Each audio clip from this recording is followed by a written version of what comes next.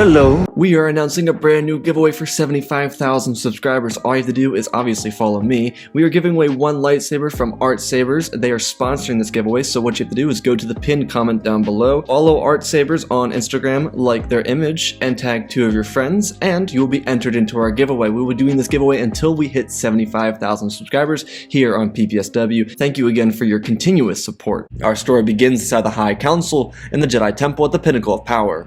Anakin stood before the High Council. Windu was addressing him as he always did, as young Skywalker. There is no mention of the rank of Master. Instead of telling Anakin that he was permitted to join the Council, but not granted the rank of Master, Windu told Skywalker that the Council was allowing Skywalker to be on the High Council per the request of the Supreme Chancellor.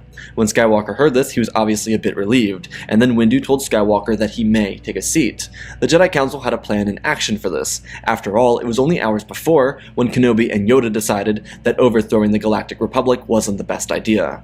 The Council was ready to make a move against the Republic, and the happy medium was having someone spy on the Supreme Chancellor. Anakin wouldn't be informed of this in session, and instead of Kenobi telling Skywalker alone, once the Council session was dismissed, Anakin was requested to stay behind. With every Jedi Master gone aside from the 3 of them, Obi-Wan got up and turned off the recording drive that kept all the information of the Jedi High Council inside of it. Skywalker was initially confused. He sat in his seat. After all, he was told to stay behind once the session ended. Yoda told Skywalker that he had the choice to make. Initially, there wouldn't have been a choice for Anakin, but Obi-Wan, through hours of convincing, was able to get this point to Yoda. The conditions were simple. If Anakin did this mission on behalf of the High Council, then he would be granted the rank of Master. However, if he didn't, he would be permitted to remain on the High Council, but he wouldn't have the rank of Master, and he would likely be removed from Coruscant and sent to the Outer Rim for the sieges that would surely bring an end to the war. Anakin looked at the 2 masters. He knew something that they didn't. His wife was pregnant, and he'd had visions of her dying in childbirth. If he took the offer to spy on someone who had been a mentor to him since he arrived on Coruscant, then he could save his wife. However, he would be breaking a bond of a friendship that was shared between him and Palpatine. That wouldn't be the right thing to do. However, could he afford to not spy on the Chancellor? Anakin paused, running through the options in his mind. Of course, being on the High Council as a Jedi Knight didn't give him access to the restricted section of the Jedi Archives. Anakin looked across the room at Master Yoda, and then looked back to Master Kenobi. Obi-Wan told Anakin that they specifically didn't want to pressure him into doing it, they just wanted to give him the encouragement to do so. If Anakin was encouraged to do it, then surely he would take that option. Obi-Wan originally wasn't on board with the idea, but it was better than a hostile takeover of the Galactic Republic. However, after deciding to make Anakin go undercover, there was a little negotiating room for Obi-Wan on behalf of Skywalker. Anakin thought about his wife, with the choices laid out in front of him, and then he spoke up, immediately telling the council members that were left that he would spy on the Supreme Chancellor. Yoda looked at Obi-Wan, genuinely surprised that Skywalker took the option. However, before Anakin finished, he asked a question about how it was all possible for him to become a Jedi Master within the Order. Yoda returned the answer, saying that despite the council being able to make him a Master if they wanted to, Yoda believed that Anakin completed Ahsoka's training. She was permitted to become a Jedi Knight when she returned to the Order if she did, and the fact that she left the Order forced Skywalker into a technical situation in which he couldn't become a Jedi Master. Yoda believed that Anakin should have become a Jedi Master, but because Ahsoka left, there wasn't anything really permitting him to become a Jedi Master. Yoda used this moment as an excuse to promote Skywalker to Master, as long as he acted on behalf of the Council. With Skywalker becoming a Jedi Master, Yoda would request him to kneel before him. Anakin would, and Yoda would ignite his weapon, lowering it over each of his shoulders, referring to him as Master Anakin Skywalker of the Jedi Order. Anakin, while looking at the ground, was filled with incredible joy. When he looked up, he saw a smile across Obi-Wan's face and Yoda's too. Both of them wanted this for Skywalker. They wanted the best for him, because he deserved it. However, they didn't just communicate it in the best ways to him all the time for him to understand. Now that Anakin was a Jedi Master, he could accept his role with open arms. When Anakin got up, he left the Jedi Council chambers, and while he was in the elevator, he thought about everything that had just transpired. His heart was filled with joy, and he felt confidence that he needed. There was nothing within him that made him feel inadequate, or without the ability to do anything. As Anakin descended into the temple itself, a thought crossed his mind. He believed that spying on the Chancellor would be a cakewalk, and in reality, not that big of a deal. If Palpatine was as innocent as Anakin believed, then why should he worry about spying on him? Anakin would be able to hang out with his mentor on behalf of the Jedi Order, and if there was anything sus about him, then Anakin could just do what he needed to do. Anakin was honestly bewildered by his overreaction to the situation. It may have been treason, but Anakin just needed to hang out with Palpatine until the war ended, and all would be alright because he believed that Palpatine wasn't guilty. As Anakin walked through the Jedi Temple, he felt the confidence of a Jedi Master, and the pride he longed for. He wore it on his face, and those around him saw it on him. Everyone knew Anakin because he was a poster boy of the Republic war effort, and of course every single Jedi knew the proclaimed Chosen One. But something felt so different about him. He radiated power, poise, confidence, and a full range of happiness. Anakin walked to the Jedi archives of the Jedi Temple and found Jocasta Nu. She was helping out a youngling, and when she was done, she came over to Anakin, asking him what she could assist him with. Skywalker told her that he was just promoted to the rank of Jedi Master on the High Council, and he would like to learn how to access the restricted section of the Jedi archives. She smiled, placing her hand on his back and congratulating Master Skywalker on his achievement. Anakin smiled as he was guided towards the restricted section of the archives. She told Anakin the combination used to access the panel. It was a complex concentration in the Force, and when the doors opened, he'd be permitted to enter. She explained that the temple itself breathed with the Force, and as long as a council informed the temple's security system that Skywalker was a master, he would be permitted to enter. The combination wasn't the problem for entering the Jedi archives. One could assume that anyone with the combination could enter, but that wasn't the case. Every single member of the Jedi Order had a sample of the midichlorians taken. That sample would be used in the temple's security system to permit these individuals into certain locations. For example, Grand Master Yoda was permitted anywhere within the temple, whereas someone like Caleb Doom, even if he knew the combination to the restricted section, couldn't access it because he himself wasn't a master.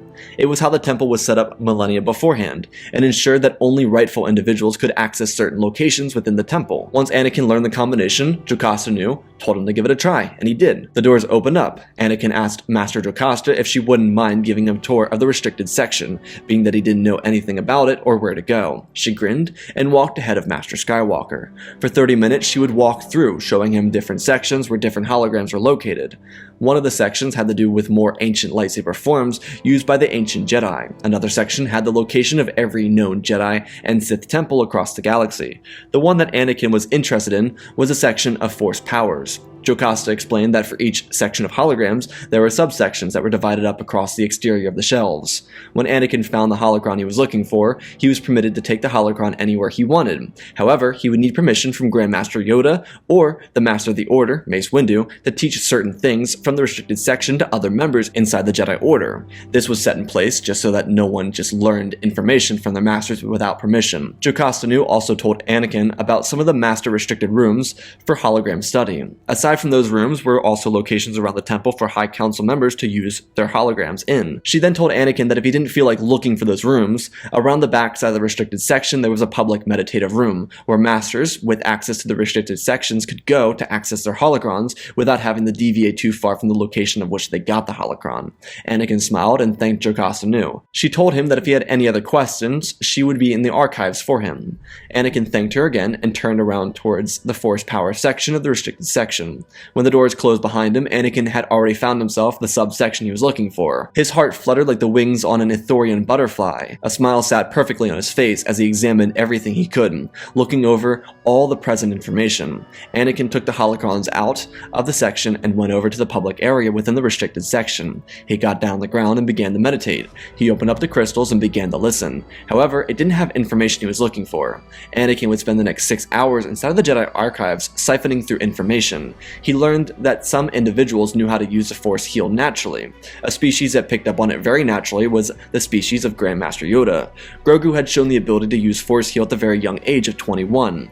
Yaddle was also very proficient at Force heal, and so was Yoda. However, neither of them ever had a chance to use it. The Council made this information private because they believed that the cheat death was a trick used by their ancient rival in the Force. Their belief was that if everything is as the Force wills, then if the Force wills it to happen, then it should. There was no reason for the Jedi to interject or interfere with the Force's will.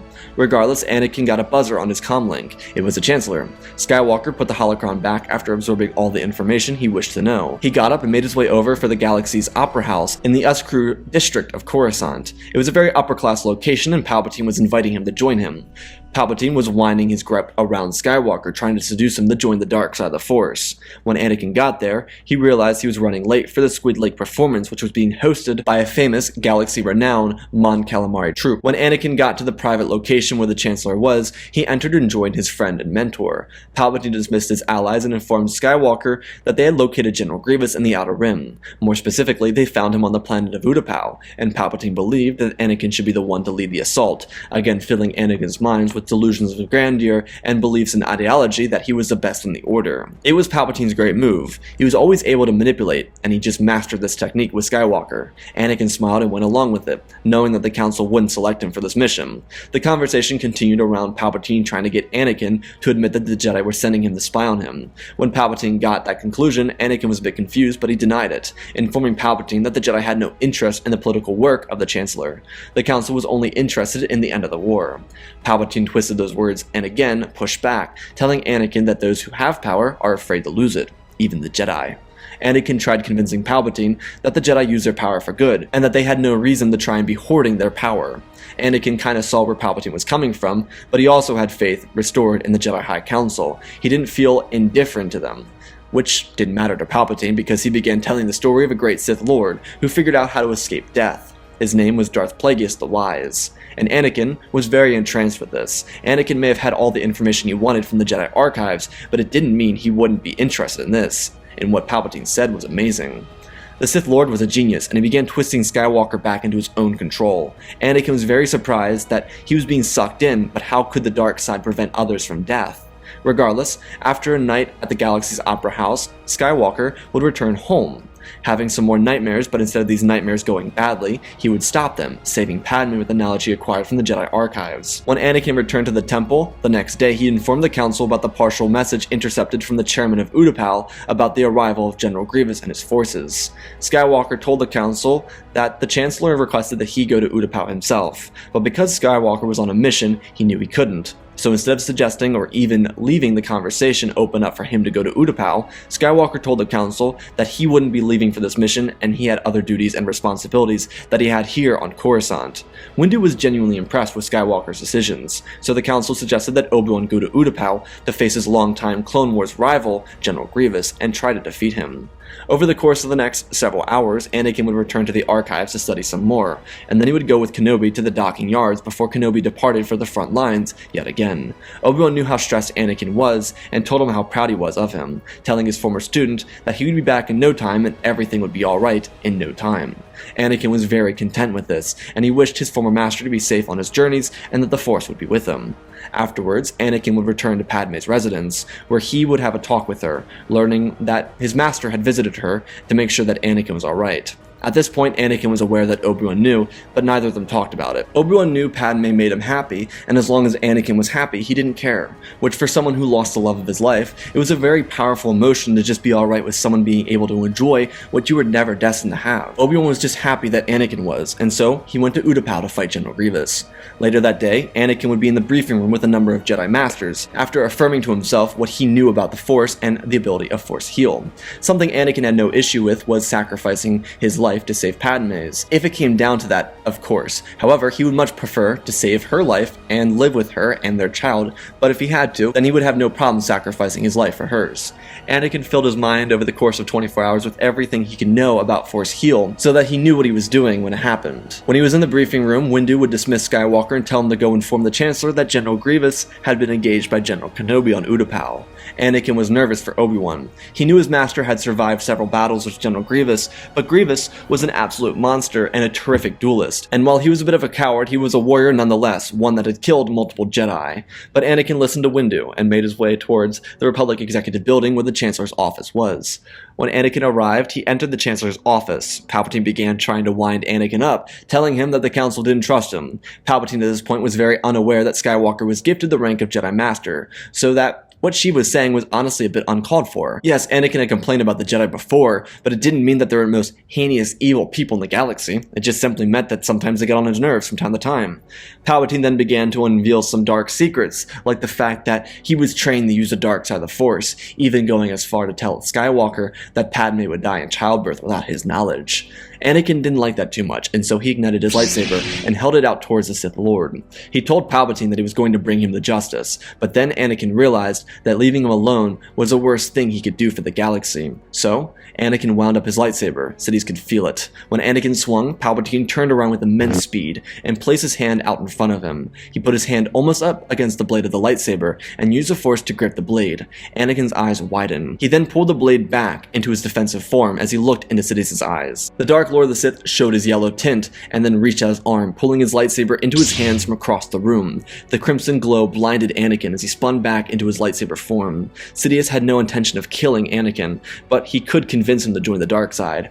Palpatine used the Force to close the door and lock the room between the two of them. He didn't want any of his guards to come into the room while they were fighting. Sidious told Skywalker that the dark side was more powerful than anything the Jedi could ever provide him. The Dark Lord of the Sith used his knowledge of the 7 lightsaber forms to keep Anakin on his heels. He didn't try to kill him, he was just simply trying to make sure that Anakin took him as a serious threat. Their blades moved quickly back and forth. The two of them were incredible duelists, but Palpatine was toying with Skywalker, playing it soft, throwing his blade forward, allowing Anakin to defend himself, but pushing him hard enough to make it feel like it was a real battle. Palpatine pushed Anakin to the back pedal, telling him that the dark side of the Force could be used to save the ones he loved. Anakin shook his head, blocking every strike, telling him that it wasn't true. It was impossible. The dark side couldn't give, it could only take. Anakin blocked a strike, and then he was thrown from his feet. Sidious looked down at Anakin with worry in his eyes. He told Skywalker that he didn't want to hurt him, he only wanted to see him succeed with the utmost of happiness. Palpatine played the card of suggesting that Skywalker was all he cared about. Sheev then held his blade to his side, reaching out his hand to Anakin, telling him that he always thought of him like a son. This was a final card, the ace in the hole. Anakin looked up. His heart was conflicted. He had the knowledge to save his wife, but he couldn't just betray what he just learned from the Jedi or the Jedi that trusted him. All of a sudden, the doors behind Palpatine bursted open. Windu looked at Palpatine standing over Skywalker with the red lightsaber. Immediately, Windu ignited his weapon, and the 3 Jedi behind him did the same thing. Anakin looked over, and so did Palpatine. The Sith Lord hissed, leaping across the room at Windu. Because Windu was in front of his cohorts, he took the brunt of the attack, but the dark side of the Force in the room powered Windu. He drew on Palpatine's darkness and the power of the Force surrounding everything in the room. Sidious growled, slashing at the Jedi, trying to kill them. But with Windu leading the charge, the Sith Lord was thrown back against the wall. Fisto ran over in the clearing and made sure that Anakin was okay. When he got to Anakin, he saw that Master Skywalker was alright, helping him up, and when they turned around, the Council was gutting the Sith Lord. With Windu in front of Saesee Tiin and Agan Kolar, there was little to nothing that Palpatine could do to stop the Jedi, or even lower their numbers. Anakin looked over and put his blade on his belt. His heart was still very conflicted. Once Windu saw that Palpatine was dead, he turned around and looked at Skywalker. He spoke out, telling him that he had no intention of killing Palpatine, but he was too dangerous to be kept alive. The Master of the Order walked over and put his hand on Skywalker's shoulders, telling Anakin that he did well, doing the right thing. Anakin nodded his head shamefully. Windu turned around and told the Council that it was time for the Jedi to act. The Sith were in control of the Senate, and they had to interject. Windu had a plan set up in case it was true that Palpatine was a Sith Lord, and it involved the Jedi interjecting themselves into the Senate and taking complete control over the Senate until the Clone Wars were ended. The Jedi technically weren't permitted to do so. Anakin told them that this was obviously treasonous for the Jedi to do. Windu knew that to be true, so he walked over to the computer terminal and took out the drive that held the last 24 hours of security recordings. Kit Fisto took the drive and told Saesee Tiin to go inform the Senate guards to lock down this side of the executive building. Windu then turned around and told Skywalker that their first order was to preserve the Jedi Order. They completed that. Their next operative would be to preserve the Republic. With General Grievous defeated, which was confirmed by General Kenobi after Skywalker left, and the capture of Darth Maul, which was also confirmed after Skywalker left the briefing room, the Republic was set to win the war. Ki-Adi-Mundi was wrapping up his final leg of the assault on Megiddo. Aayla Secura was about to begin the final leg of the campaign on Felucia, and Master Plo Koon confirmed that Ki-Adi-Mundi had fallen to the Republic after nearly an entire year of war on the planet. The Clone Wars were coming to a close. With Palpatine gone, Windu knew that peace was an option, especially now that it was known that Palpatine was a Sith Lord. Windu turned to Agan Kolar and told him to go to Palpatine's personal vessel and check the ship's data logs and determine the location of Palpatine's hideout. Surely he messed up somewhere. If Agan could find the hideout, he was ordered to bring Master Sindralik along with 20 other temple guards to the Sith hideout to ensure that everything was settled. At the same time, Windu would order Sindralik to lock down the entire Jedi Temple. No one was to leave or enter. Windu informed Skywalker that they would be working really closely with each other for the time being. Within 48 hours, the Republic would learn of the copious victories on Utapau, Felucia, Megiddo, Kalar, Boss Pity, Kashyyyk, and Cato-Nemodia. They would at the end of these 48 hours learn that the Jedi had secured a peace treaty with the Separatist government and successfully ended the Clone Wars.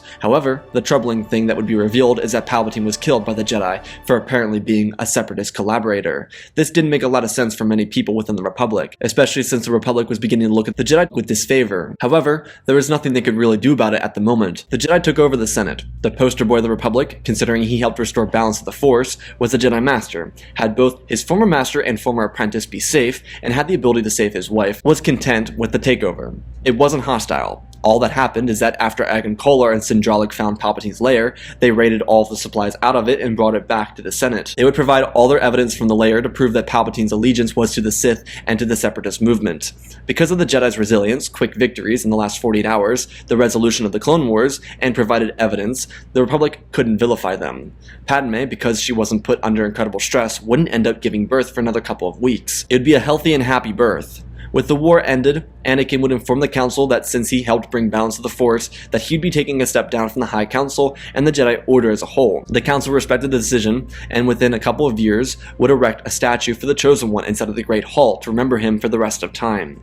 Anakin would incorporate Ahsoka and Obi-Wan into the lives of his children, and he and Padme would get there happily ever after. And that, ladies and gentlemen, is our story. Again, special thanks to Ben Wells, Tiger Boy, Darth Revan, Pimp Daddy Bane, The Last Jedi, Apollo, Jedi Sloth, Mad Many Studios, Anakin 003, Lemon Knight, Flynn Vassis, the man with 3 first names, Dark Saint, and Lord Deadwing for supporting the channel. Smash that like button and let's talk about our little story here. So I hope you all enjoyed the story. This was a fun story. Something I've learned about studying George Lucas and his style of storytelling within Star Wars especially is that he likes doing these mirroring techniques, and so I do that a lot in my stories too, and there's a bunch of those mirrors within this story, especially with What Ifs. You can do a lot of mirroring, and the one mirror that I wanted to make very apparent was at the end of the story where Mace Windu said, "You did well, Anakin, you know, you did good," which is what Palpatine said to Anakin after defeating Dooku, right? You did well, you know, he was too dangerous to be kept alive. That whole thing was a parallel that was put into here at the same time, the same way it was in Revenge of the Sith when Windu fought Sidious. I know a complaint that I get sometimes is that Palpatine dies too quickly. Honestly, he's the only villain in Star Wars. He's the villain from 1 through 9. He's kind of hard to not be, like, it's kind of hard to kill him different ways. So that's kind of the only thing that I can really say to that. That's the same thing here. You know, Palpatine got beat fair and square by Windu. That's going to happen here. As fast, probably not. But with Windu having the jump on him, I don't really see him surviving for the longest period of time.